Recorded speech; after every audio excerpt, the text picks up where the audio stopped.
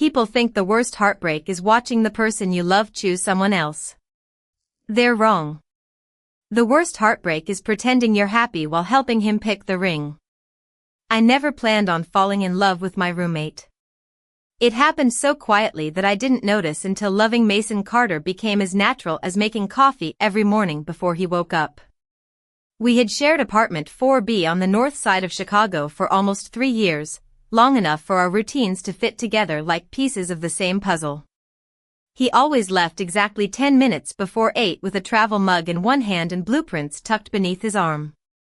I always claimed the kitchen after he left, filling the apartment with the smell of fresh coffee and toasted sourdough before starting another day of freelance design work. Somewhere between grocery lists, late-night takeout, football games on the couch, and arguing over whose turn it was to buy laundry detergent, Mason had become home. Unfortunately, home belonged to someone else. Rachel had been in his life long before I met him. She was kind, ambitious, and effortlessly charming. Whenever she visited, the apartment somehow felt brighter, and I hated myself for noticing that the brightest version of Mason only appeared when she smiled at him. I never blamed her. She wasn't stealing anything from me because Mason had never been mine. He always joked that we were practically brothers whenever our friends teased us about living together for so long. I'd laugh at the joke every single time, even when it felt like swallowing broken glass made of memories I could never admit out loud. The truth was simple. Mason believed he was straight, and I respected him too much to make my feelings his burden. So I buried them beneath ordinary days. I memorized the way he preferred his burgers medium, knew he always misplaced his keys on stressful mornings, remembered that rainy weather made him crave tomato soup even though he'd never noticed the pattern himself. Loving him became something invisible, stitched into small acts no one ever questioned. 3 weeks earlier, I had accepted a design position in Boston. It was the opportunity I'd dreamed about since college, and I signed the contract without telling Mason. My flight wasn't for another month, but I'd already started packing things he never used, sliding books into cardboard boxes one quiet afternoon at a time. Leaving felt impossible, yet staying felt even harder. I told myself distance was the only way to stop loving someone who could never love me back. That Friday evening, Mason stood in the hallway adjusting the collar of his navy jacket while studying his reflection in the mirror by the front door. In his pocket rested a small velvet box he'd spent almost 2 months saving for. He caught me watching and grinned with the nervous excitement of someone standing at the edge of a brand new life. "Wish me luck," he said, holding up the tiny box for exactly 1 second before slipping it back into his coat. "If everything goes right tonight, I might come home engaged." I smiled because I loved him enough to want his happiness, even if it meant breaking my own heart. "Good luck," I answered softly. "Don't wait up for me," he said with an easy laugh as he grabbed his keys. The apartment door closed behind him, and silence settled over every room. I looked at the half-packed box beside the couch, then at the empty mug he'd forgotten to wash in the sink. I could have gone to bed. I should have gone to bed. Instead, I left the porch light on. The porch light was still glowing when I heard the familiar rattle of keys just after 1:40 in the morning. For one impossible second, I smiled, imagining Mason walking through the door with the kind of grin that would tell me Rachel had said yes. Instead, the door opened slowly, and he stepped inside with rain dripping from his coat, his hair soaked, and his shoulders carrying a weight I had never seen before. He did not notice me standing in the hallway. He quietly closed the door behind him, leaned against it, and stared at the floor as though he had forgotten why he came home. The apartment felt strangely silent except for the steady tapping of rain against the windows. I walked toward him without saying anything. Sometimes people did not need questions. Sometimes they only needed someone who stayed. His eyes finally met mine, red from exhaustion rather than tears. He pulled the small velvet box from his coat pocket, looked at it for a long moment, then let out a quiet laugh that sounded completely empty. "She never even saw the ring," he whispered. My chest tightened, but I forced myself to stay calm. "Come inside," I said gently. You are freezing.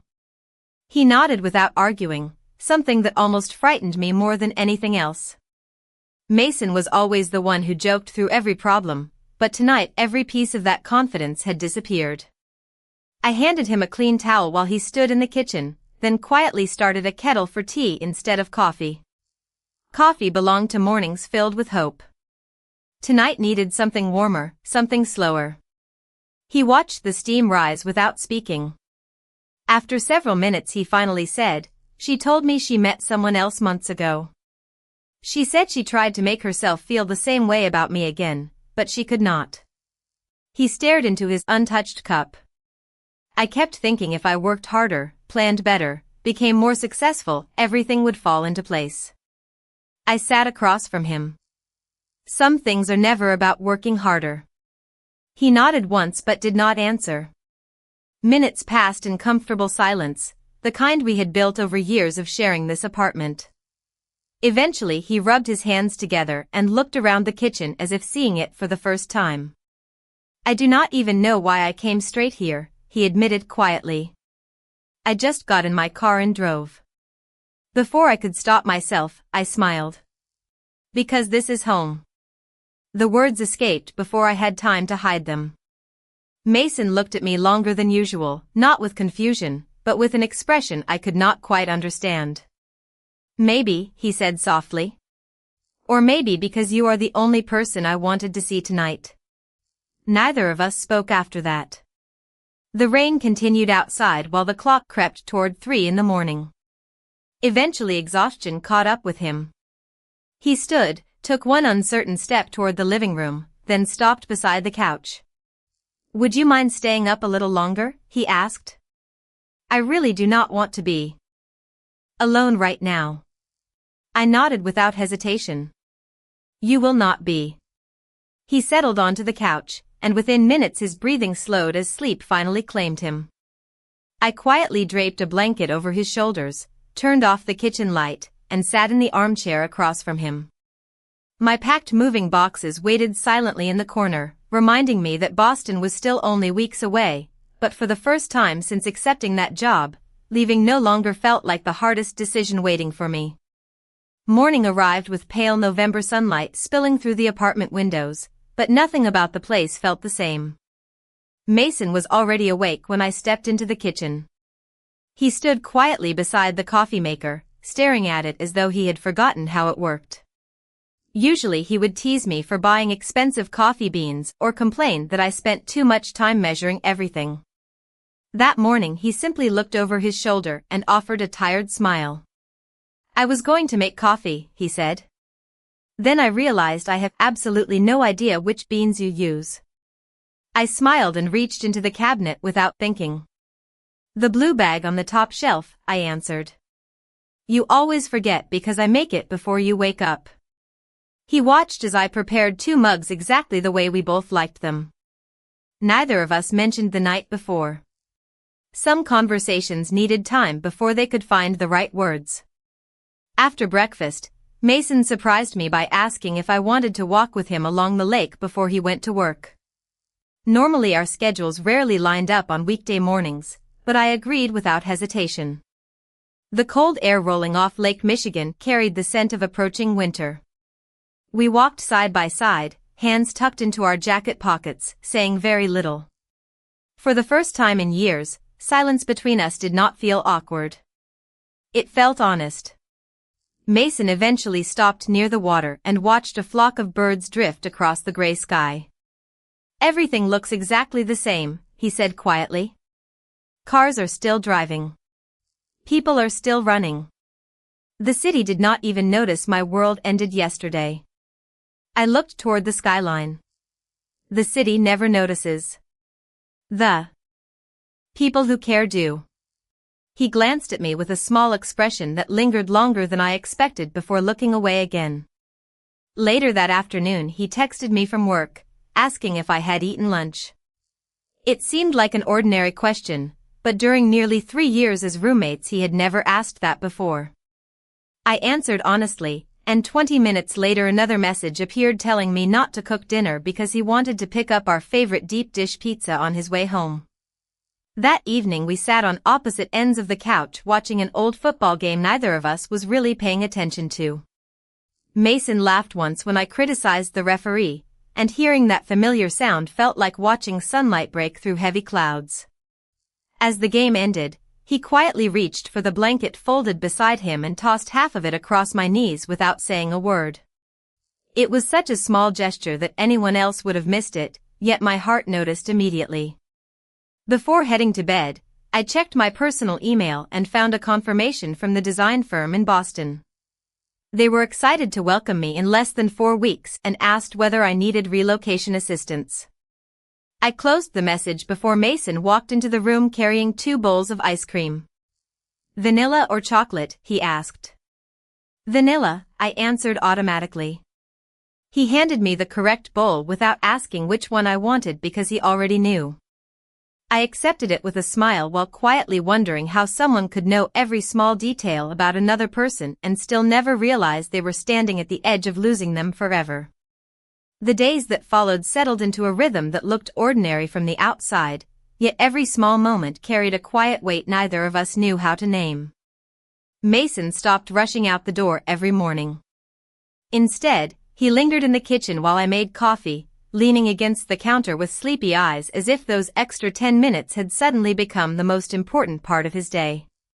We talked about everything except Rachel. We debated whether the Bears would ever have a decent season again, argued over the best pizza place in Chicago, and laughed about the neighbor downstairs who practiced the saxophone at the exact same time every evening. Life kept moving, but it no longer felt like 2 roommates sharing an apartment. It felt like 2 people slowly learning how to breathe in the same silence. One Saturday afternoon, Mason surprised me by asking if I wanted to help him shop for a new bookshelf. His old one had started leaning dangerously to one side months ago, but he had never seemed interested in replacing it until then. We spent nearly 3 hours wandering through furniture stores, comparing colors, measuring shelves, and joking about how neither of us could assemble anything without leftover screws. It reminded me of the countless weekends we had spent together over the past 3 years, except this time Mason never looked distracted. Every time I wandered into another aisle, he instinctively followed. Every time I stopped to examine something, he stopped too. On the drive home he reached over without thinking and brushed a small piece of dust from my jacket sleeve. The gesture lasted barely a second before he pulled his hand back, almost surprised by his own movement. Neither of us mentioned it. That evening we carried the heavy box upstairs together and spent the next hour putting the bookshelf together in the living room. As expected, we ended up with 2 extra screws and absolutely no idea where they belonged. Mason laughed harder than I had heard him laugh in weeks, and I realized how much I had missed that sound. Later, while I organized his books, he quietly disappeared into the kitchen. A few minutes later he returned holding 2 mugs of hot chocolate topped with miniature marshmallows. "I figured coffee might be too much this late," he said with a small shrug. I accepted the mug, surprised he remembered I always switched to hot chocolate after dinner once the weather turned cold. We watched a movie that night, both insisting we were paying attention even though neither of us could have explained the plot afterward. Somewhere near the middle of the film, Mason shifted slightly on the couch until our shoulders touched beneath the shared blanket. It happened so naturally that I wondered if he even noticed. I certainly did. My heartbeat refused to cooperate for the next several minutes. I reminded myself that heartbreak often made people reach for familiar comfort. It did not necessarily mean anything more.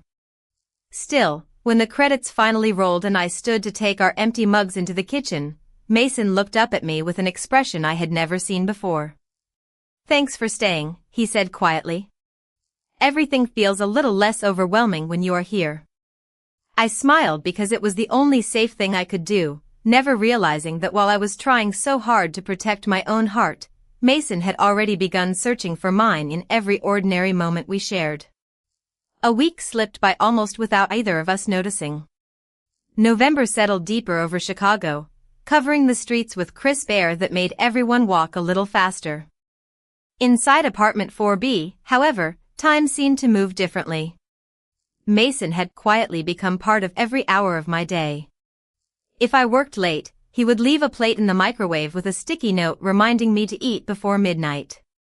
If he knew I had an early client meeting, he would lower the television volume without my asking. None of those things were dramatic enough to mean anything on their own, and that was exactly what made them dangerous. They felt too natural. One Tuesday afternoon, I was finishing a branding project at my favorite neighborhood coffee shop when someone called my name. I looked up and saw Noah Bennett, another freelance designer I had met during a networking event several months earlier. We had exchanged ideas online a few times, but never spent much time together in person. He smiled warmly and asked if the empty chair across from me was taken. We ended up talking for nearly an hour about design trends, impossible clients, and our shared love of old bookstores. Before leaving, Noah hesitated for a second before asking if I wanted to visit a small holiday art market with him that Saturday. It was such a simple invitation that I almost said no out of habit. Instead, I surprised myself. "That sounds nice," I replied. "I would like that." When I returned home that evening, Mason was already in the kitchen making pasta. The apartment smelled of garlic and fresh basil. "You are smiling," he observed almost immediately. "Good day?" I set my laptop on the counter. "Actually, yes. I ran into someone from work." "Anyone I know?" he asked while stirring the sauce. "His name is Noah. We are grabbing coffee again this weekend and walking through the holiday market." Mason nodded slowly. "Just the two of you?" "Yes." He did not answer right away. Instead, he focused very carefully on the pan in front of him. "Sounds fun," he finally said, though the words landed with an unfamiliar heaviness. Dinner was quieter than usual. Mason laughed at my jokes a little later than normal, as if his thoughts kept wandering somewhere else. After we finished eating, he volunteered to wash every dish before I could even stand up. The next few days brought more small changes. He asked what time I planned to leave on Saturday. He wondered whether the weather forecast mentioned snow. He casually asked what Noah was like, then followed with another question, and another, until even he seemed surprised by how interested he sounded. I answered honestly, never reading more into it than simple curiosity. On Saturday morning I put on my navy sweater and reached for my coat. Mason looked up from tying his shoes for the gym and studied me for a second longer than necessary. "You look nice," he said. "Thank you." I smiled. "Have a good workout." He opened his mouth as though he wanted to say something else, then stopped. "You too," he answered quietly. As I closed the apartment door behind me, I never noticed Mason walking to the living room window. He stood there watching until I disappeared around the corner, still trying to understand why seeing me leave with someone else suddenly made our apartment feel strangely empty before I had even been gone 5 minutes. The apartment felt different after Saturday, although nothing had visibly changed.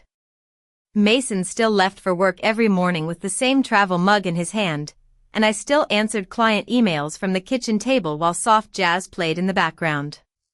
Yet there was an invisible distance between us, one neither of us seemed willing to acknowledge. He smiled just as often, but the smiles faded more quickly.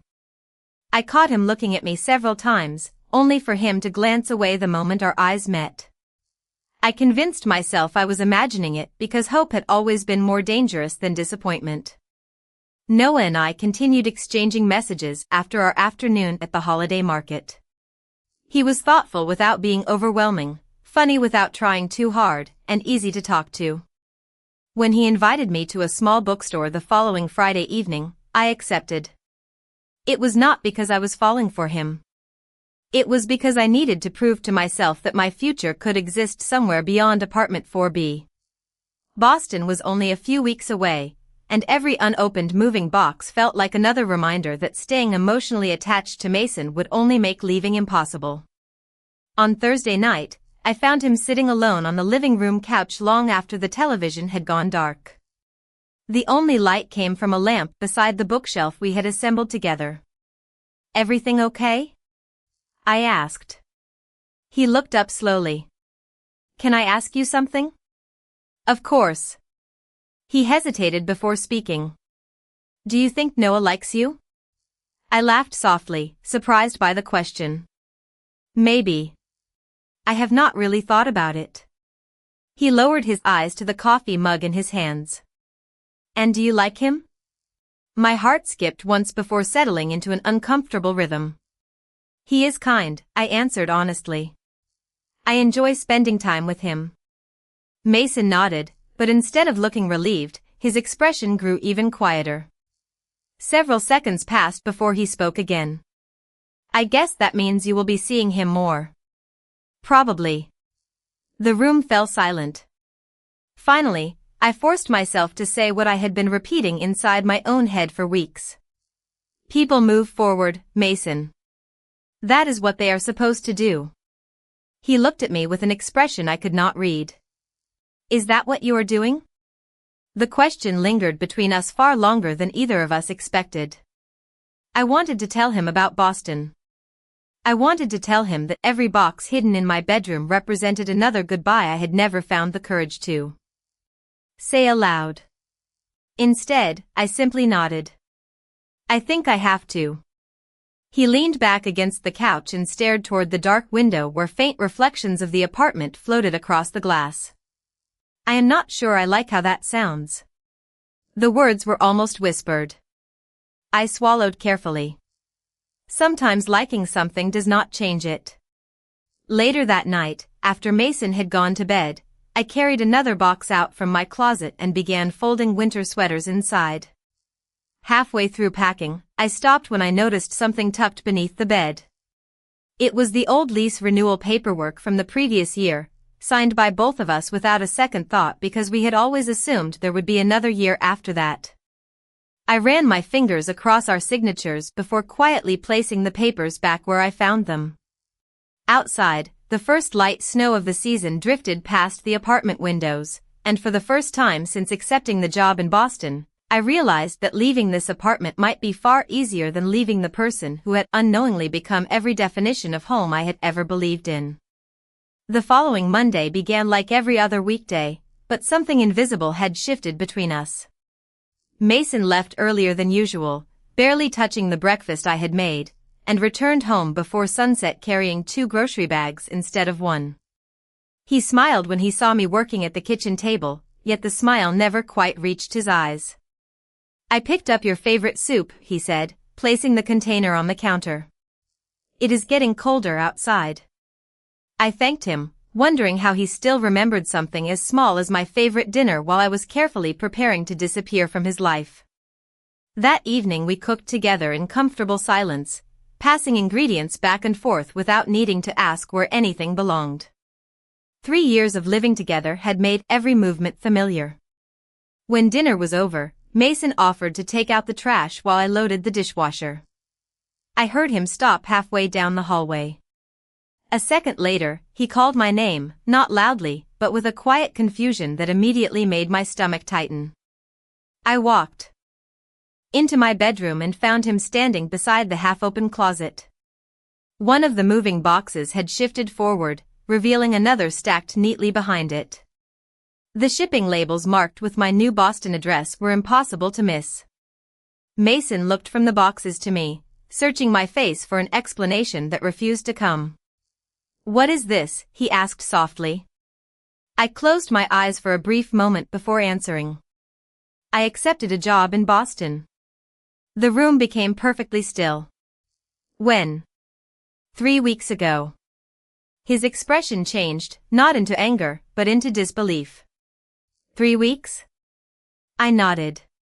You were never going to tell me? I struggled to find words that would hurt less than the truth. I was waiting for the right time. He let out a quiet breath and shook his head. Was there ever going to be a right time?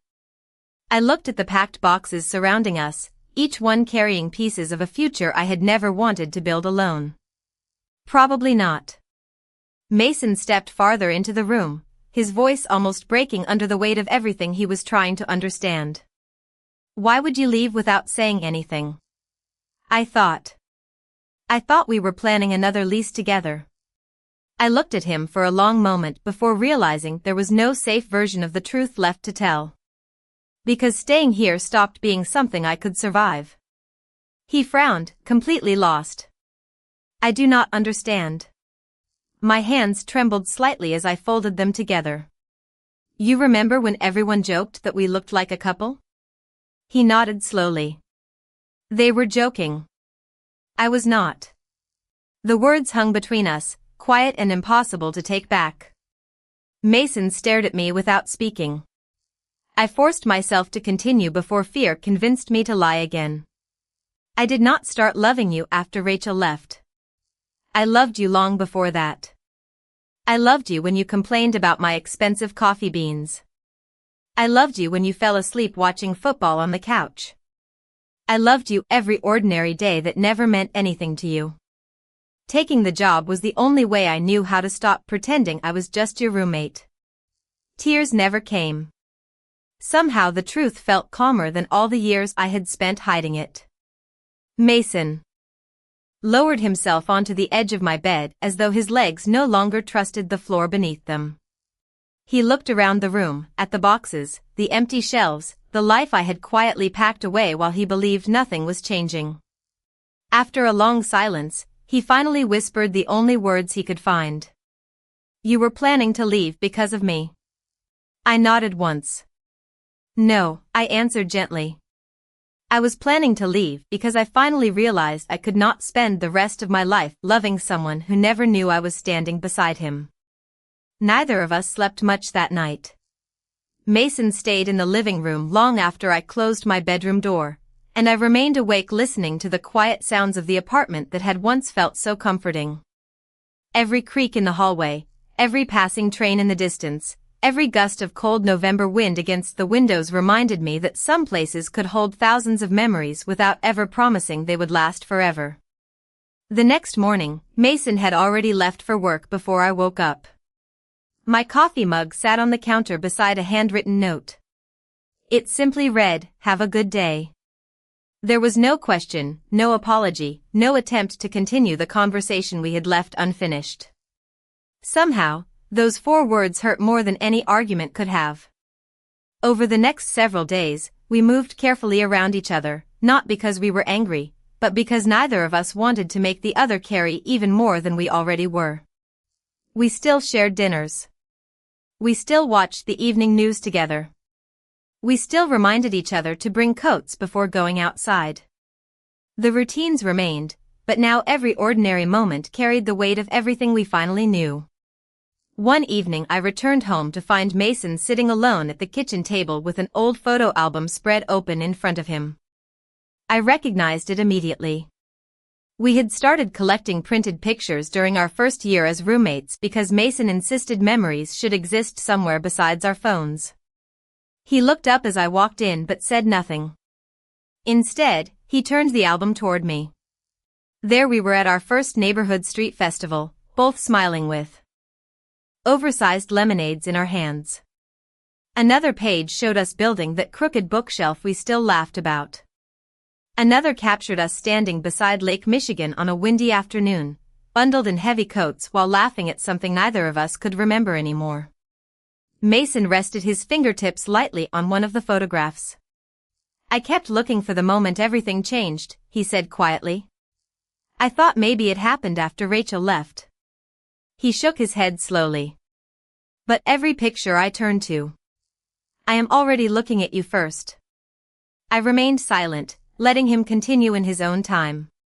When I came home that night after everything fell apart, I thought I was running away from losing my future. Now I think I was running toward the person who had always made every ordinary day feel safe. His voice remained calm, almost thoughtful. That scares me because it means none of this started when my relationship ended. He closed the album gently. It means I simply never understood my own heart. I looked down at the familiar photographs, noticing details I had forgotten years ago. Mason always stood closer to me than anyone else. His smile always seemed a little brighter when we were together. They were tiny things, too small to prove anything on their own, yet impossible to ignore when seen all at once. A few days later, while sorting through another moving box, I found the lease renewal papers again. This time, Mason happened to walk into my room before I could put them away. He looked at the signatures for a long moment before quietly smiling to himself. "You know something strange?" he asked. "I remember everyone thought it was a coincidence that we ended up as roommates." He laughed softly, almost embarrassed. "It was not." I looked up in confusion. He rubbed the back of his neck before admitting, "When the apartment manager told me there were 2 applicants for the room, I saw your profile picture on the housing website. You looked friendly, and something told me I wanted to live with you. I asked if I could be matched with you instead of the other person." He met my eyes with complete honesty. "I made that choice before we ever shook hands. I just never realized how important that choice would become until I thought I was about to lose you." 3 weeks later, the skyline outside my apartment window looked different. Boston was colder than Chicago, the streets were unfamiliar, and the quiet inside my new one-bedroom apartment still felt borrowed instead of earned. I had unpacked every box, arranged every book, and memorized the walk to my new office, yet every evening I still found myself making 2 cups of coffee before remembering there was only one person living there. Noah and I had remained friends. He never pushed for anything more after I explained that my heart was still trying to understand a story that had not completely ended. He simply wished me happiness, and I realized that kindness sometimes meant letting someone else finish writing the chapter they had been avoiding for years. Winter arrived just before Christmas. One snowy Saturday afternoon, my phone buzzed with a single message from Mason. He did not ask to surprise me. He did not beg me to answer. He simply wrote, "I will be in Boston this afternoon for a meeting. If you are comfortable, would you like to have coffee?" I stared at the screen for several minutes before replying with the address of a small neighborhood cafe a few blocks from my apartment. He was already waiting when I arrived, standing by the window with 2 steaming mugs on the table. For a moment we simply smiled at each other. He looked healthier than he had in months, calmer somehow, as though he had finally stopped running from questions only he could answer. We talked for almost an hour about work, the city, and the strange experience of learning new routines. Only after the conversation settled into familiar silence did Mason reach into his coat and place a single apartment key on the table between us. It was the spare key to apartment 4B. "I almost brought flowers," he admitted with a quiet laugh. Then I realized flowers disappear after a week. He looked directly into my eyes. "I almost brought promises too, but promises are easy when someone is afraid of losing you. I wanted to bring something honest instead." He gently slid the key toward me. I finally understand that I was never looking for someone to replace what I lost. I was trying to understand why the place that always felt safest had your name attached to it. I listened without interrupting. I spent weeks talking to people I trust, thinking about every ordinary day we shared, and asking myself difficult questions. I am not here because my old relationship ended. I am here because I finally stopped pretending that the happiest parts of my life always started when I walked through our apartment door and found you waiting inside. He smiled softly. "I do not expect you to come back to Chicago. I am not asking you to rescue me. If building a life together means I have to move here instead, then I will gladly be the new guy trying to learn Boston." I looked at the familiar key resting on the wooden table before gently pushing it back toward him. "Keep it," I said. His expression briefly filled with uncertainty until I smiled. "Because if we are going to start over, I do not want us to unlock an old apartment. I want us to find a new one together." For the first time since that rainy night months earlier, the smile on Mason's face carried no sadness, no confusion, and no fear. It was simply joy. We stepped outside into the falling snow, walking side by side through streets that still felt new to both of us. This time there was no silence hiding unspoken feelings between us. There was only the quiet certainty that home had never been a place waiting at the end of a journey. Home had always been the person willing to walk beside you, one ordinary day at a time.